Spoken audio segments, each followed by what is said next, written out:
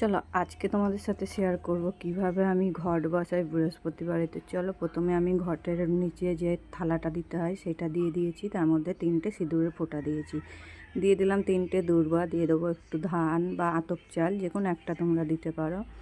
তো তারপরে দেখো ঘটে সিঁদুরের স্বস্তিক চিহ্ন দিয়ে সম্পূর্ণ ঘট একদম ভর্তি পরিপূর্ণ করে জল দিয়ে দিয়েছি, আর ঘরটা সুন্দর করে আমি বসিয়ে নেবো।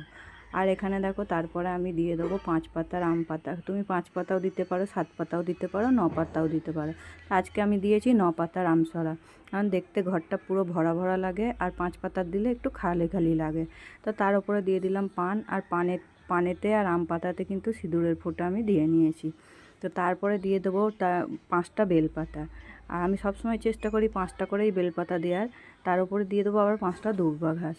তো তার উপরে দিয়ে দেবো আবার কলা। তো এখানে দেখো আমি কলাই কিন্তু সিঁদুরে তার আগে দিয়ে দেবো একটু আতপ চাল। তো তোমরা চাইলে আতপ চালও দিতে পারো, চাইলে আবার ধানও দিতে পারো। আমি যখন যেটা হয় তখন সেটাই দিই, কোনো সপ্তাহে ধান দিই, কোনো সপ্তাহে আতপ চাল দিই। তো তার ওপর দিয়ে দিলাম দেখো একটা কাঁঠালি কলা।